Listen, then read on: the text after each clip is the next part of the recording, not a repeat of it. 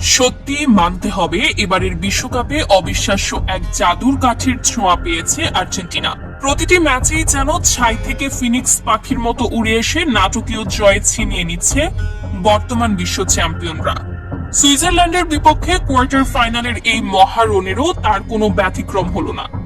আলভারেজের অবিশ্বাস্য গোল, অতিরিক্ত মিনিটের চরম নাটকীয়তা আর শেষ মুহূর্তে লাউতারো মার্টিনেজের বুলেট গতির শট, সব মিলিয়ে রীতিমতো রুদ্ধশ্বাস এক থ্রিলারে সুইজারল্যান্ডকে কাঁদিয়ে সেমিফাইনাল নিশ্চিত করল লিওনেল মেসির আর্জেন্টিনা।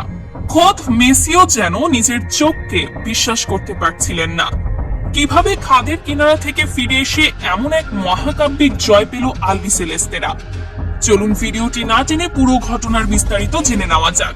আর্জেন্টিনার ফুটবল ভক্তদের কাছে সুইজারল্যান্ডের নাম এলেই মনে পড়ে যায় 2018 বিশ্বকাপের সেই দগদগে ক্ষতের কথা। সেবার এই সুইসদের কাছেই 2-1 গোলের ব্যবধানে হেরে বিশ্বকাপের মঞ্চ থেকে বিদায় নিতে হয়েছিল আর্জেন্টিনাকে।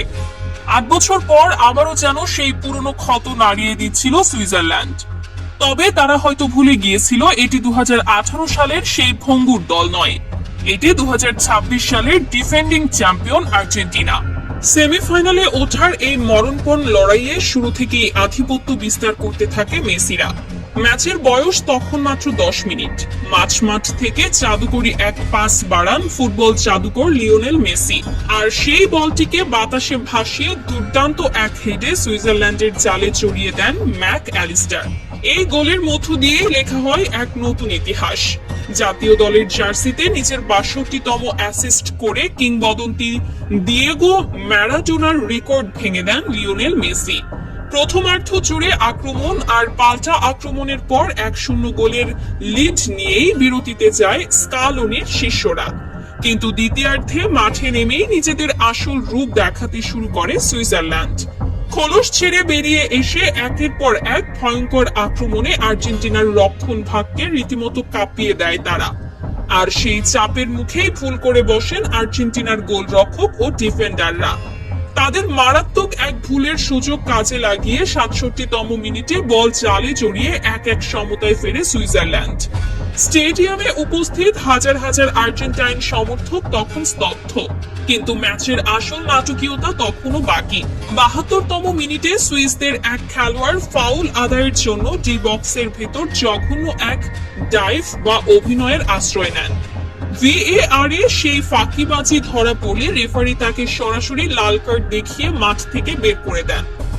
10 জনের দলে পরিণত হয় সুইজারল্যান্ড। তবে একজন খেলোয়াড় কম নিয়েও সুইসরা পুরো 90 মিনিট বুক চিতিয়ে লড়াই করে এবং ম্যাচ গড়ায় অতিরিক্ত 30 মিনিটে। অতিরিক্ত সময়ে দুই দলই যেন মরিয়া হয়ে ওঠে।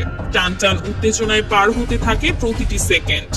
ম্যাচের বয়স যখন 111তম মিনিট, তখনই ডি বক্সের ভেতর বল টেনে নিয়ে যান লিওনেল মেসি। দুর্দান্ত এক শট নেন তিনি, কিন্তু সুইস গোলরক্ষক ডান দিকে ঝাঁপিয়ে পড়ে কোনো মতে বলটি ঠেকিয়ে দেন। তবে বলটি ক্লিয়ার করতে পারেননি তিনি।